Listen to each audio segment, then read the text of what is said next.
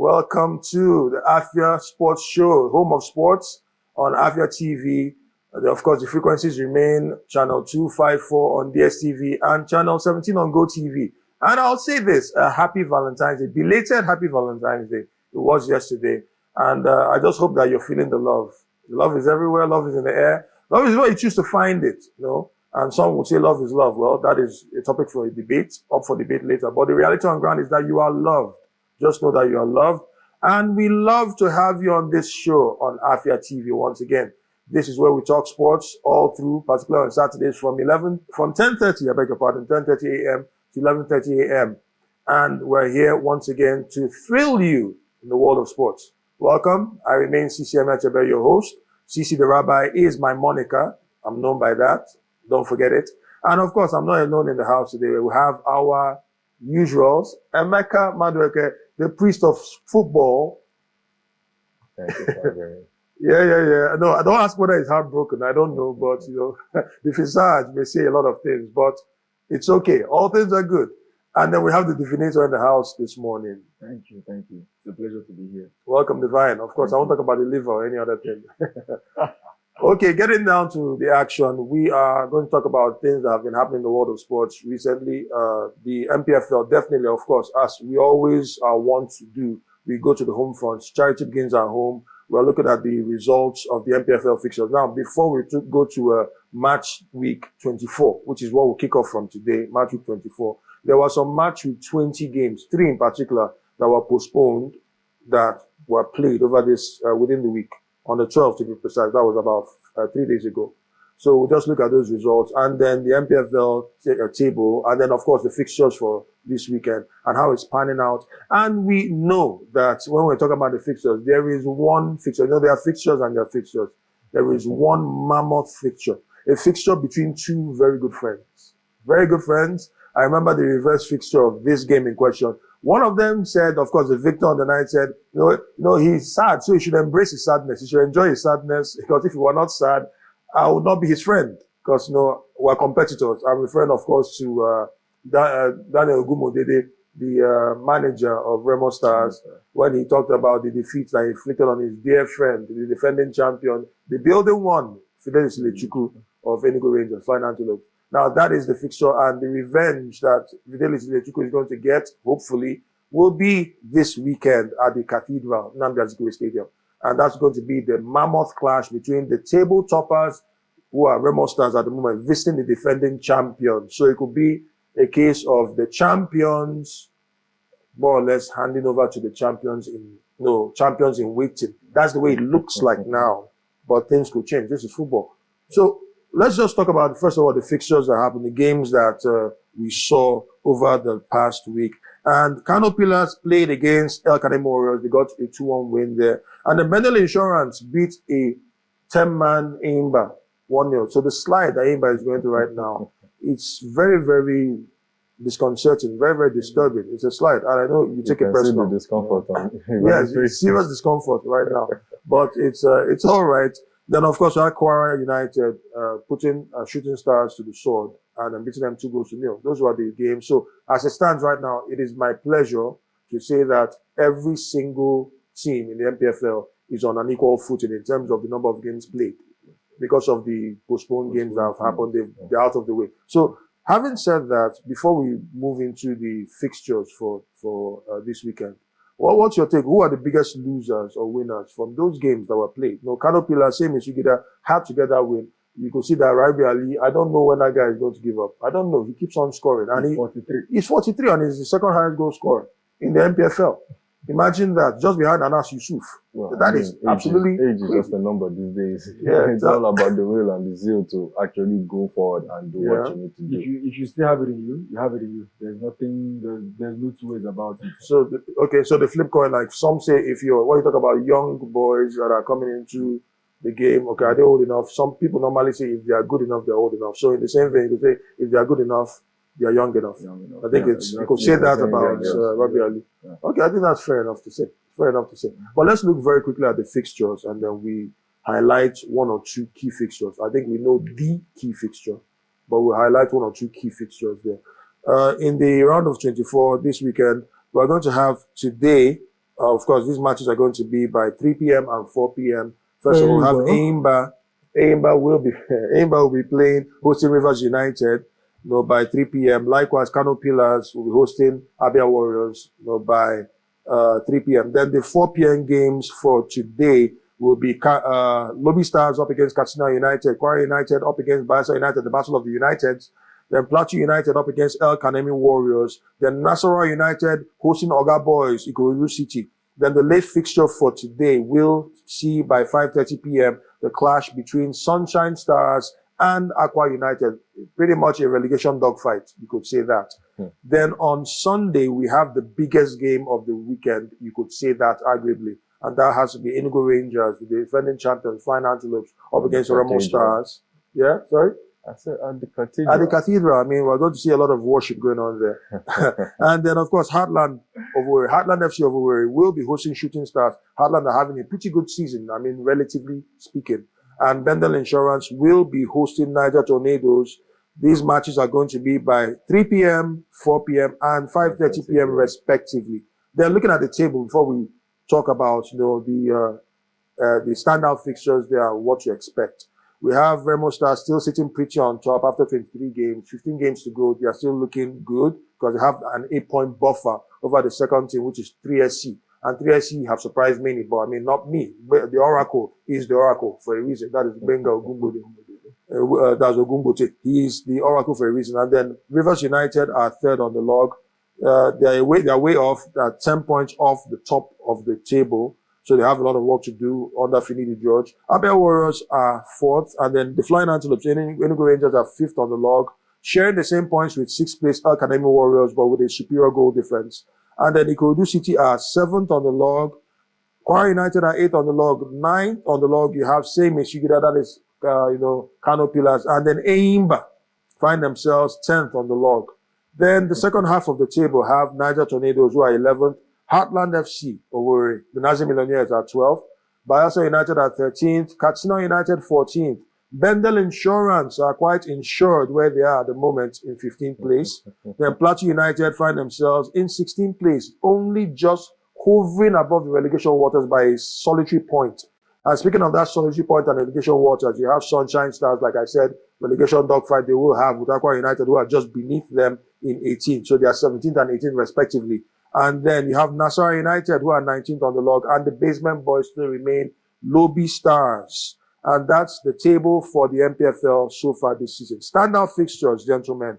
What do we see happening this weekend? Are we seeing fireworks? Are we seeing dire performances? Are we seeing surprises, shocking results? I think it's safe to say that the NPFL has served us with some very good football over the last couple of seasons, particularly because we don't have to sit back and then expect a home win every time. We've seen a good number of away victories and away results in the NPFL over the past 2-3 seasons. And I think that's good for the league.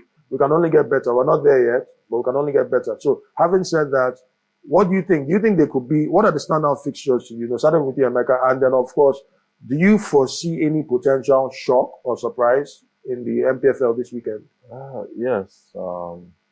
United dare to join. Rivers United drop out of the top 3. And Rangers get the 3 points against Remo Stars. Like I said, United dare to join. Okay. So I think what you're saying by extension is that Aimba might just do their Oriental brothers, yes. The Oriental brothers the favor by beating Rivers United. Exactly. Okay. That's a very, very tough one. Okay. What about you, Divine? What are your takes? Or what is your take? Depending on how many takes you want to take. Well, talking about my take home about this is that it's the NPFL. It is full of surprises. It's football. Well, how can you call it football if there is no surprise in it? Yeah. Based on that, I just pray our dear Rangers actually make it happen at the Cathedral tomorrow. It's going to be very, very tough. Remo Stars currently on top of the league, sailing above the league. Let's put it that way. Sailing on top of the league. 10 points above the Oh, Lord God, what a point, what a gap. All right, I just hope that the Rangers actually will win this game, show them that we're the Flying Antelopes, and then we never say die. and then my brothers from Enyimba actually make it happen. You know, I've missed them a lot, so I actually pray that they win their game and do their brothers, the Oriental brothers, a very big I was on the verge of putting him on the spot, but he took the words out of my mouth, and he has just redeemed himself. You know, because I think we should just brush through it. My predictions are okay, predictions. Yes, let's just go. My predictions are Imba win 2-0 over Rivers United. A draw between Kano Pillars and Abia Warriors. Another draw between Kwara and Bayelsa United. The Kodu boys doing the job 2-1 away from home. Plateau United winning against El Kanami Warriors by a single goal. I don't know the particular scoreline to give that match, but I give it a single goal. Casino United do the job against the Basement Boys. A draw in the relegation battle there. Might I just dream again? A straight win, maybe a 2-1 win over Remo Stars for Rangers. 3SC doing the job against Heartland. And Bender Insurance doing the job against Niger Tornadoes. Okay, Divine, I'll get to you on that since I think Emeka has a crystal ball that I have no idea where he's hidden, but we'll have to examine that. But you have your own divination tools, hence the name the Divinator. So please divine for us. Okay. What sayest thou? Okay, based on that, I've consulted my liver. Like you. Oh, yeah. Okay, fine, good. This should be interesting. Yeah, very interesting. I'm bracing myself. Okay, so Enyimba doing the job against Rivers United by 3-1. Kano Pillars, same as Sugida, having a draw against Abia Warriors, so actually my brothers. Kwara United, Bayelsa United. I see a home win for Kwara United there. Nasarawa United, Ikorodu City. I am seeing a draw. Ikorodu City, Oga Boys will actually secure a draw there. El Kanemi, a draw as well with Plateau United. Lobby Stars, the Basement Boys, will actually get a draw against Katsina United. Sunshine Stars, Aqua United. Okay, Sunshine Stars is getting a home win there. Rangers against Remo Stars. That's the biggest game on this table right now. So at the moment, I would say Rangers getting a 1-0 victory over Remo Stars. Heartland doing the job against 3SC, getting a 1-0 victory there. And Bendel Insurance, Niger Tornadoes, I'm seeing a draw there. Okay, I mean that's interesting. You guys, fortune favors the brave, so let's see how. Over 3SC. Let's see. Wow. Okay, now I know he's a very brave man. I was getting to that, but let me just say this very quickly. I'll just give my own results, give my own prospective results. I think that Enyimba will show up. When I say Enyimba, I mean the whole 12, the people involved. That's the 12th man, and then the players. They'll all rally around, and they'll want to they want to do something against their former boss, that is Finidi George. I think they're going to get a slim victory in that game against Rivers United. I don't know the score line. Let me not go with score lines. Kano Pillars and Abia Warriors, that smells of a draw to me. It does. With Rabi Ali scoring a free kick. Now, take that to the bank. I think that will happen. Then Kwara United against Bayelsa United, another draw. Very tough, but there'll be incidents in that game. I feel there'll be incidents. The NPFL board will have something to say about that. And we'll get to that because there's some news that we've received also concerning the points, the appeals that Nassau United made, and then Bendel Insurance made, and those appeals were the points that were docked, and then the fines and all that were overturned. We'll read that in a jiffy. Then Nassau United. Speaking of Nassau United, they'll actually lose to Oga Boys, unfortunately. Then Plateau United and El Kanemi Warriors, you'll see El Kanemi Warriors get a draw against Plateau United. So many draws in this. Lobby Stars will lose at home to Katsina United. Only just, not really. Sunshine Stars and Aqua United. Now that relegation 6-pointer is going to be a very tough one. For me, that will be the most exciting game of this weekend. They'll go, no guts, no glory. That's what's going to be in that game. It's going to be a high-scoring affair. But I feel that Sunshine Stars will just have too much at home against Aqua United. They're getting to the Sunday fixtures. Rangers, that's going to be a very interesting game, but not so entertaining. Not so entertaining because of the pressure. But I feel that Rangers, the Flying Antelopes, will get one over Remo Stars. But Remo Stars are very dangerous. They have the highest number of league doubles so far this season. I think they have about 3 or 4 league doubles over teams, home and away this season. So they are not a team to be scoffed at. And then Heartland FC against 3SC, I will agree. It's going to be a shock result because of the mastermind himself. Yes, I know the Oracle is fantastic and everything, but Emmanuel Amunike will show. He will announce himself in that regard once again. We already know his quality. I think it's going to be a very, very important win for Heartland. I think they'll get that against 3SC. Then Bendel Insurance, Niger Tornadoes, yet another draw. Those are the results that I see. And then getting to the information about the points appeals. Now, the news that we received within the week was that Nassau United have won their appeal of a deducted 3 points and 3 goals for breaching the NPFL framework and rules in the course of their match day 18 game versus Rivers United. So what this means is that the club now has its points and goals back following the NFF disciplinary committee decision. So what that means is that the 3 points and 3 goals that were deducted from them have been restored. So they are back on level terms, the same way they used to be. Likewise, Bendel Insurance, they've also won their appeal against the deducted 3 points and 3 goals, which were accrued for the assault on the match officials in the game against Kano Pillars. So the NFF disciplinary committee has also ruled, just like in Nassau United's case, that the points and goals be added back. So that is good news for these teams that find themselves in murky waters. Nassau United in particular, they can't afford to be dropping points because of the danger they find themselves in the relegation quagmire. Bendel Insurance, they want to do better than they've done before. And having said that, it's better that we move right now. We'll go for a very, very short break and we'll fly straight to Europe. By the time you get us back here, we'll be landing in Europe. But we have some news about the AFCON under 20 group draws that will be coming up. It's going to be coming up very, very soon. And you have to stay around. Stick around. Don't touch that down. Welcome back to the home of sports on Afia TV. Of course, the frequency still remains channel 254 DSTV and channel 17 Go TV. Welcome back to the home of sports. I'm still here with the guys. And we just finished talking about the NPFL fixtures. Charity begins at home, like I always say. Just before we fly to Europe, because we are on the verge of getting to Europe, we have some very important bit of news concerning the AFCON under 20 World Cup, the AFCON under 20 Cup. That's a World Cup, sorry. That'll be coming up. And the draws are out.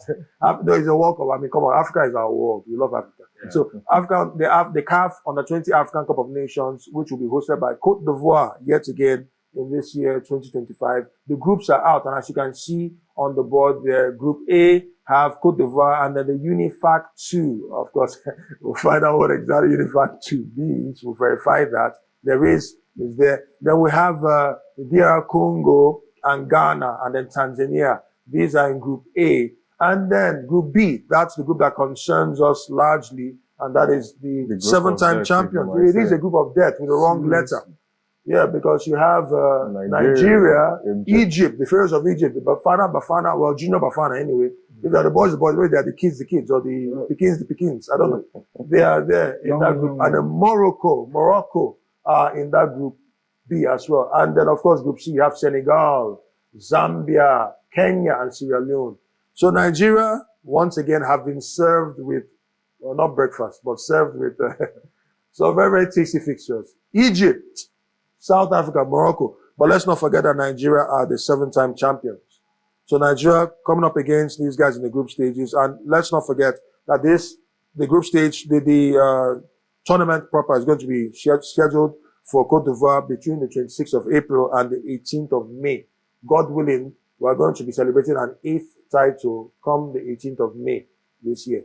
So what's your take on this particular group? I know the other groups, they have some very tasty clashes and fixtures, but this group in particular, Group B, that is our primary focus. Nigeria, we just need to start getting our results and getting our mojo back, especially in football. We've really petered down in terms of footballing excellence. I don't want to seem like I'm based on the home frontier, but I do see Nigeria being the strongest team in this group, being the 7-time champions. Obviously, they've done it 7 times before. Yeah. But I do see it maybe as it finishing just swapping South Africa and Morocco. Okay. So South Africa will be the basement boys. piano their way back to to Johannesburg or Pretoria or Bloemfontein, wherever it is. To all my South African friends, no harms there. That was tongue in cheek, my South African friends. Plenty love from Nigeria here. Plenty love. But I mean, I do say finishing Nigeria and FG topping the group. Those are how I say planning out there. I'm going to very tough, yeah. Okay, yeah. So I'm gonna say this. I get the sneaky feeling that yes, Nigeria will finish on top, and I'm not just saying this because I'm a Nigerian. Nigeria have a point to prove, but I get the feeling that Morocco is not done with us yet. Morocco have really shown how vibrant they are across board. So I think there's going to be an upset in this group with Morocco upstaging Egypt. I feel so. I don't know. Nigeria first, Egypt, and Morocco second. Yeah, hopefully. I guess that's what's going to happen. I don't know, Divine, do you have any contrary views? Definitely Nigeria is qualifying. That one is sure. But who they'll qualify with is who I'm not sure yet. But I'm seeing it as either Egypt or Morocco. But Nigeria will qualify. I don't know whether Nigeria will come first or second, but I know Nigeria will qualify. But I'm seeing them qualifying alongside a Northern African country, not South Africa. Okay. And it's either Egypt or Morocco. This is what I have to say about that. Okay, I think that's fair enough. Now we touch the other groups. I do see. Okay, let's go ahead and touch as we move to I do see Group C finishing the way it is, as it is like this. Senegal to win the group, Zambia second, Kenya third, Sierra Leone last. Well, Senegal. Sierra Leone may just surprise someone. Let's not forget that these are not their senior guys. Yeah, these are actually under 20. So you never can tell who has the better players right now, because some of these players are not really, how do I say, they're not as developed as the others. Yeah, they're not as exposed as the others. Most of them are playing at different levels in different modest leagues. I want to understand what the Unified is. Yeah, what country is that? Unifac, I need to. This is something I need to verify. It's not just Unifac. There's Unifac 2. So I think. Well, I don't know. I'll just need to verify. Let me not go and put sand on my.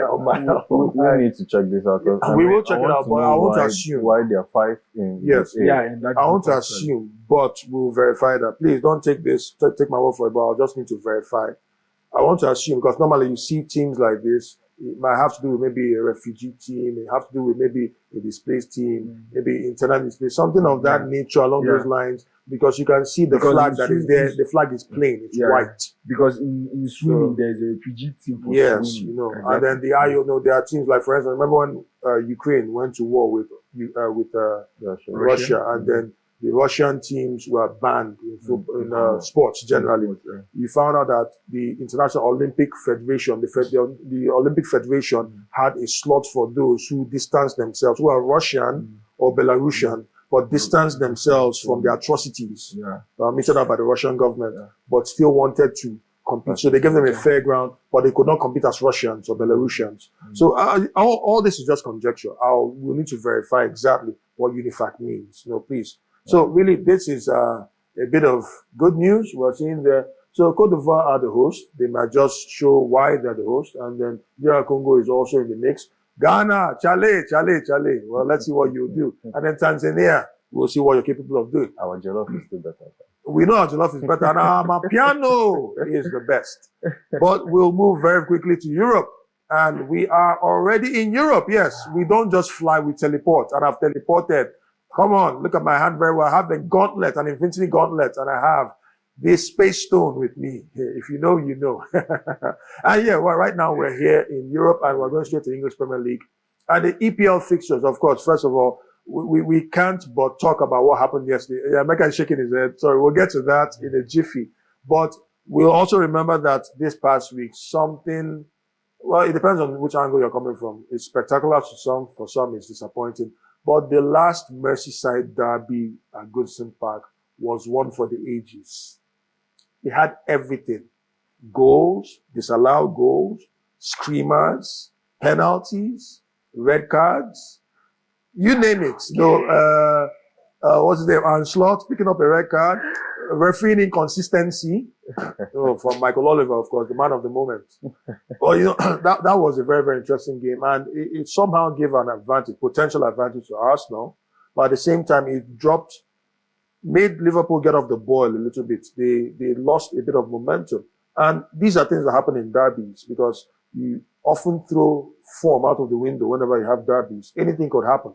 And with David Moyes, the Moyesiah back in the saddle, I wasn't surprised. I'm sure if Sean Dyche was there, that would have been a bloodbath Could have been for the Blues rather, a bloodbath. But David Moyes up against Aaron Slot, I don't think I was particularly surprised with the results. I don't think so. But what do you think in just 30 seconds? Let's just say it was a beautiful night at Goodison Park. It was a good night. The good in the Goodison was there for the last time, unfortunately. Beto puts himself on the score sheet early on in the game. 11th minute. Then came a little bit of mishaps. McAllister puts his name on the score sheet. Had some goals disallowed. Then came a Mo Salah penalty. He was never going to miss it. And the beautiful screamer from Tarkowski and the death of the match. Oh, it was a brilliant. I just go to his post-match interview. He said he saw a loose ball going away and said, "Why not just take the chance? Why not?" That's what captains will say because fortune favors the brave, and if you don't buy a ticket, you can't win the lottery. Exactly. That's what he did. Divine. It was a beautiful goal. It was actually the best goal of the night. Yeah. And coming from a centre back, Jim Tarkowski, the captain, comment the man, comment the moment, or rather comment the moment, comment the man. The captain stood up and then he spared their blushes. So it's fitting. I think I remember what happened in. I watched that game between Arsenal and Wigan Athletic at the last day of the season in Highbury in 2006. Don't ask me where I watched it, when I was in Highbury. That's not the issue. But I watched it. And,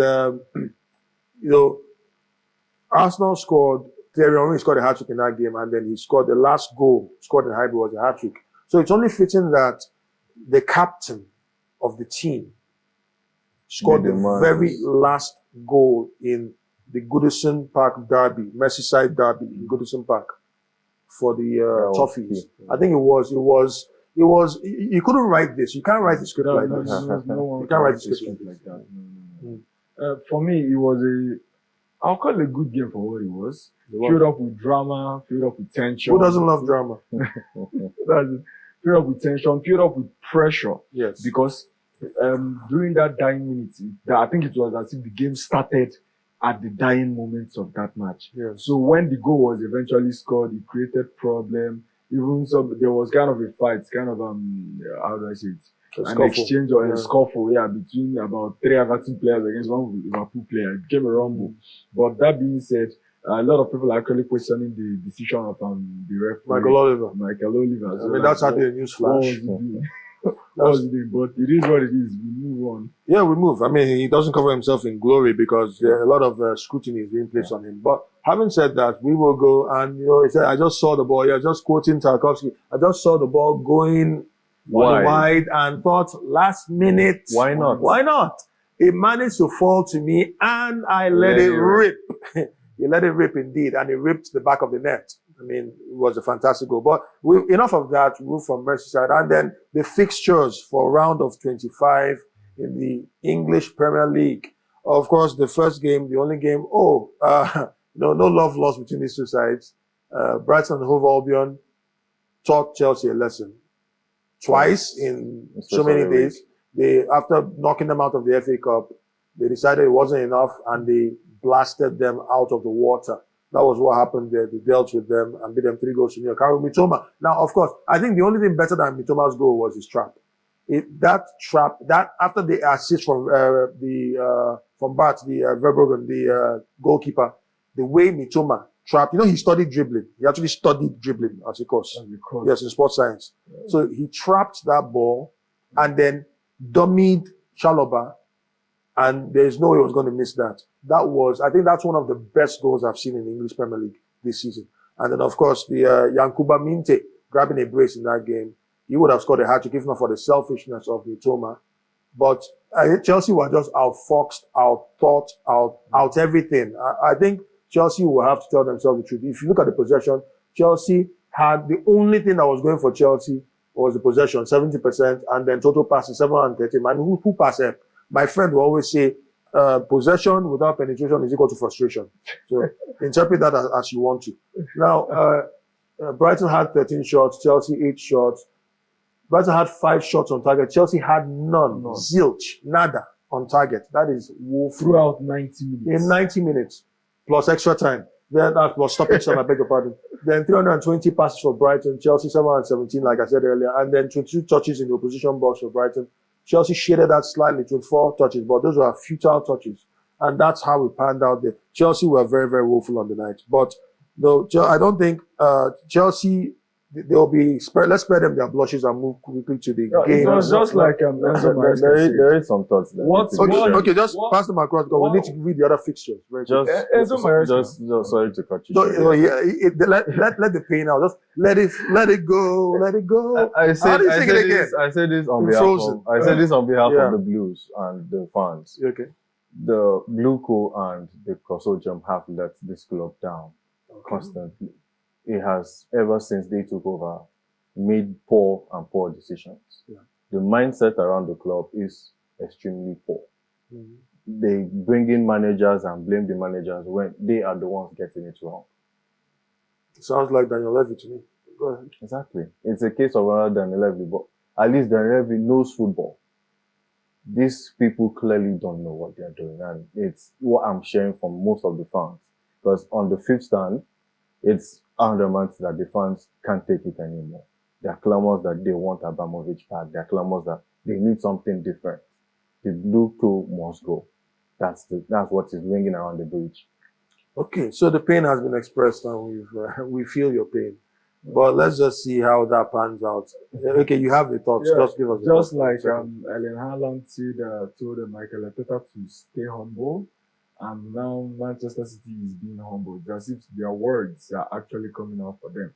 Enzo Maresca, is that just a good name? Yes, Enzo Maresca. Yeah, Enzo Maresca.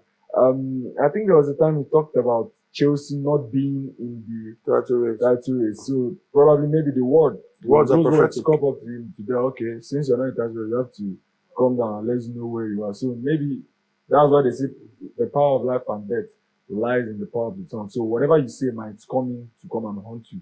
Yeah, you have a point there. You know, the words of Erling Haaland were counter-prophetic because I mean they are the ones experiencing the humility and the humbling at the moment. Again, and then the league is burning up and. Oh yeah, so but let's go. But you know, one of the problems that Chelsea had, which they tried to fix, Nkunku leading that line because of Nico Jackson's injury. But let's go straight to the other fixtures because the early fixture for today is going to involve a team that have no recognized center forward up front, senior center forward, and that's Arsenal because of the injury that Kai Havertz picked up injuries will locate you wherever you are. That's the problem.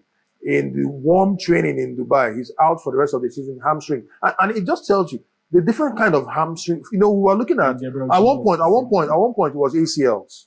ACLs were like a trend. Now hamstrings. I mean, this isn't just hamstring. It's Havertz, it's key other players. I mean, Kevin Lewin also went out. It's just the same. Yes, even Martinelli had. It seems to be going out for the nines mostly this season. Yeah, so I mean, they don't want goals to be scored, but let's see how that goes. So Arsenal, of course, Kai Havertz, who is not even a 9 technically, but been playing as a centre forward for Arsenal, is out for the season. So Arsenal have to rely on different options to see alternatives. They have some offensive players there. None of them a recognized 9, but you have to check for eyes for goal. They need to also rely maybe on some of the academy players like Nathan Butler, Oyedeji, and then 1 or 2 others. They could even convert some people. I remember when Blackburn Rovers was in the English Premier League years back, there was a defender, a Congolese defender, centre-back, big, strong guy named Christopher Samba. So when they had a striker crisis, he was pushed up front to play as a pseudo striker. And he did most of the jobs apart from scoring. He didn't really score as much goals. But sometimes it might be a crisis mode. But having said that, the games for today, early kickoff by 1:30 p.m., Arsenal will be hosted by Leicester City. And the Manchester City against Newcastle United, the Man City that is really going through a lot of problems at the moment. They'll be hosting Newcastle United. Aston Villa will be hosting Ipswich. West Ham United will be hosting Brentford. That's a London derby. And then Fulham will be hosting Nottingham Forest. Will Nottingham Forest do something against Fulham? Let's watch and see. Nigerians are going to clash against each other. Ola will definitely visit his compatriots, Alex Iwobi, yes, and then Calvin Bassey, yes. So, and of course, we also know that Taiwo Awoniyi might also feature in that game for Nottingham Forest. Southampton will be hosting Bournemouth, AFC Bournemouth. Now, that is the South Coast Derby, that game, South Coast Derby. And then the late kickoff for today will be Crystal Palace hosting Everton. Everton on the high because of that thriller, the 4-goal thriller in Goodison Park. But tomorrow being Sunday, 2 fixtures, big ones indeed for different reasons. Liverpool will be hosting Wolverhampton Wanderers. That's going to be by 3 p.m. While the late kickoff will be Tottenham Hotspur up against Manchester United by 5:30 p.m. Where Tottenham will be trying. Yeah, it has to be. I mean, for different reasons. We see a lot of pressure that both managers are under. And then let's not forget that Tottenham will be looking to do the double over Man United for the first time in a very long time. They beat them last time they went to Old Trafford. They beat them 3-0, but it was Erik ten Hag that was there at the time. So standout fixtures. They were both on the top at the top of the table. Like they were on the top half. Onto the ground, found his level. So as it is right now, standout fixtures very quickly, please. Just like 30 seconds each. Tottenham, Man United, Man City, Newcastle. Okay. Yes. Tottenham, Man United. Okay. What about you? Liverpool over so that we know if they can get back to the winning ways and then know how far they will go with the title. And then Spurs, Man United. Then let's see what will happen at the bottom of the table on the 13th and 15th positions. Then last but not least, Arsenal versus Leicester. Let's see if what's his name? Would actually get his home win against the Gunners of Arsenal. Well, I mean, it will be the pleasure and delight. I'm particularly interested in that game because I want to see how the offensive setup will be. I want to see that game. Injury. Yes, I want to see what Arteta will do. I'm a big Arteta fan. I like to see what rabbit will pull out of the hat. But I think we shouldn't discount, of course, Man City, Newcastle, like Emeka said, is a very, very important fixture. We need to see what's going to happen. And for the record, this man, Manuel Akanji, is out. He's missing up to 6 to 8 weeks, according to the reports. Yes. During the Madrid game. Yes, I mean, so their woes are continuing at the moment, and we don't know if Newcastle will compound those woes. So that's a game to watch out for. Obviously, the Nigerian buyers will talk. That's why I'm going to look at Fulham and Nottingham Forest. I'll keep an eye there for my Nigerian compatriots. But I'm also going to have my eyes on the South Coast Derby. Southampton against Bournemouth. Southampton are rock bottom. They're the basement boys. So we want to see what they're going to do. But Bournemouth are one of the big surprise packages this season. And Anthony Raola is doing a fantastic job. And pull off a shock against the Cherries. Yeah, I mean, but I really don't see that happening. I don't think there's time for predictions in this one. We just need to move very quickly. But I think, we need to see. I think it's going to be a wonderful weekend of football. Wonderful. Yeah, this should be a wonderful watch. So, just the standings as usual. The standings, you have Liverpool, top of the log. Arsenal are second, 7 points separating both sides, and they're all level, same number of games played. Then Nottingham Forest are third on the log. Chelsea are fourth on the log. So, despite what happened yesterday, Chelsea are fourth, but they'll just be hoping that Man City do not get a win because that will keep Chelsea in fourth. If Man City do not get a win, then Newcastle United are sixth since Man City are fifth. And you see, they could leapfrog Man City if they get that win. Actually, Newcastle could knock down Chelsea if they get a win. So Chelsea will be hoping for a draw. That's all Chelsea will be hoping for in that game, a draw. Then you have Bournemouth who are seventh, Brighton and Hove Albion are eighth, Aston Villa ninth, Fulham 10th, Brentford 11th, Crystal Palace are 12th, and then Manchester United 13th, Nottingham Forest Tottenham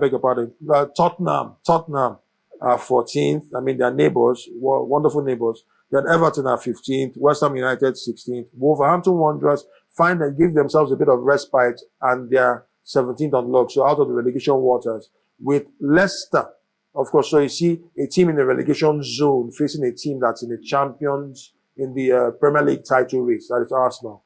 And they are 17th, they are 18th on the log, rather. Ipswich find themselves in 19th. And the basement boys are still Southampton, who are yet to pick up double figures in terms of points. So it's really sad for them. But that's what it is. They are just 2 points away from recording the worst points tally in the history of the Premier League, 11 points. That was recorded by, I think it was Derby County, 11 points. I remember in the 2007-2008 season.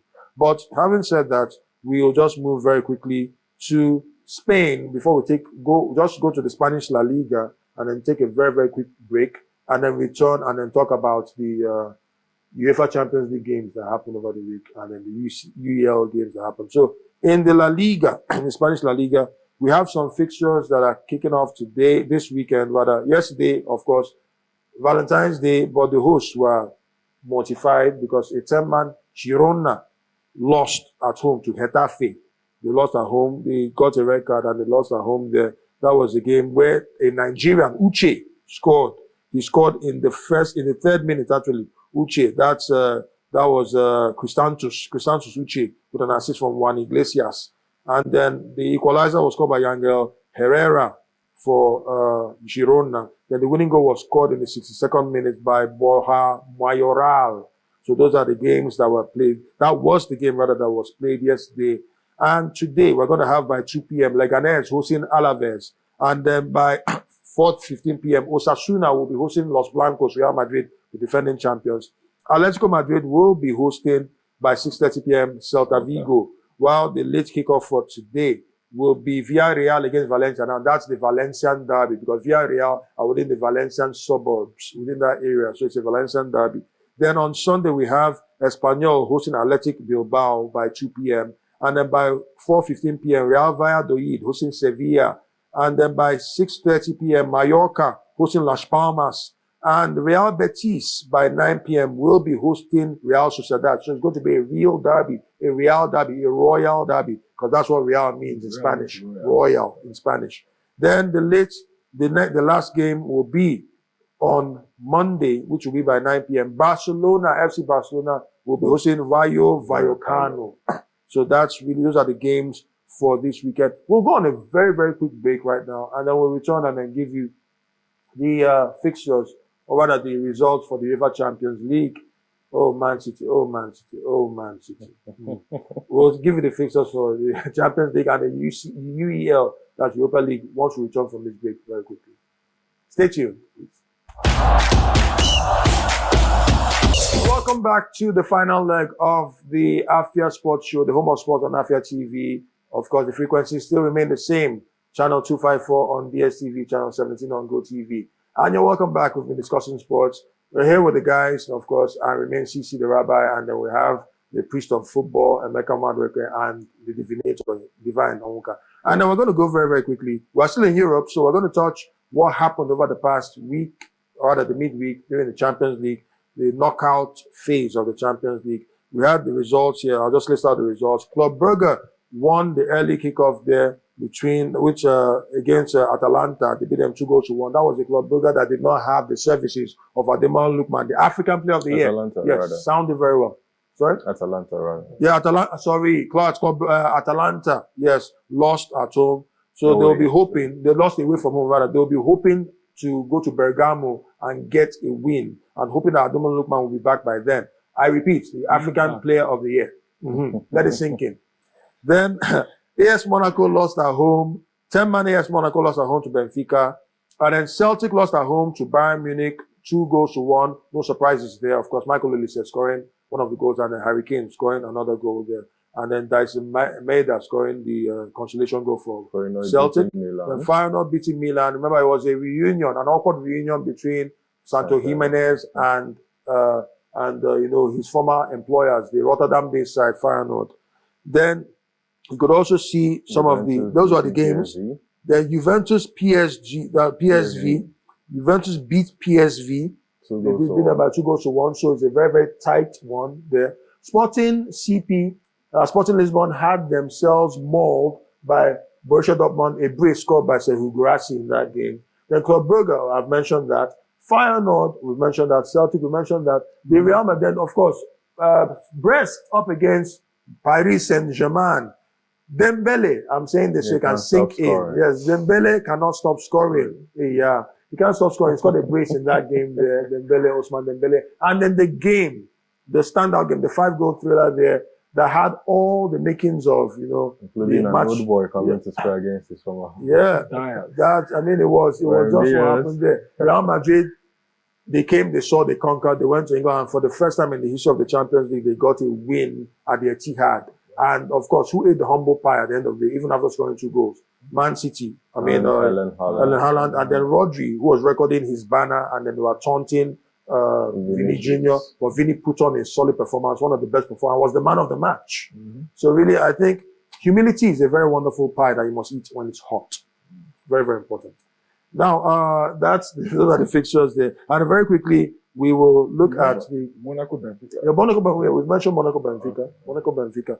So very quickly, we'll just look at the Europa League fixtures, the games results, or Europa League results, knockout matches. We'll do that right now to round up things. And in Europa League, we looked at the games in the Europa League. Fenerbahce winning Angela 3-0. Yes, Fenerbahce, they beating Pretoria, losing 1-0. Midtjylland losing away at home to Sociedad. Ajax doing the job away from Union SG. Alkmaar winning Galatasaray 4-1, which was quite the shocker in the Europa League. Not too much of a shocker to me. A 10-man Galatasaray, by the way. A 10-man. Porto drawing 1-1 with Roma. No surprises there. CSB beating PSK Athens. And 20 doing the job at home against Bordeaux. Bodo Glimt, yes. So those are the results there in the first round of the knockout phase of playoffs of the Europa League. And we're going to have the remaining rounds, the reverse fixtures, the return fixtures next week, this week that we're stepping into. And we're going to see who's going to have the ability and the willpower to return in the second leg. The Gala may do something. It's possible. It is possible. Hopefully, if Osimhen is back. Hopefully. But let's just keep our fingers crossed and all that. It's football. So, yeah, anything can happen, football. But come on, hope is not a business strategy. So let's leave it that way. And having said that, we want to bring this show to a close. It has been wonderful, but we have a birthday shout out to the mother of one of our own. Of course, Mrs. Betsy Onyemechi, the mother of Solomon Onyemechi. We wish you a happy birthday today. Your son and all members of Afia, the Afia family, wish you long life and prosperity. May your days remain long, and may you see more of your children's children and everybody that means well in your life. You are going to age gracefully, and the Lord will give you strength to enjoy the fruit of your labor in the mighty name of Jesus. Amen. So, thank you very much for being with us on Afia TV, the home of sports. It has been a pleasure. On this day after Valentine's Day, if your heart was broken, just take my advice. Go and find Aradite somewhere and then patch the broken pieces.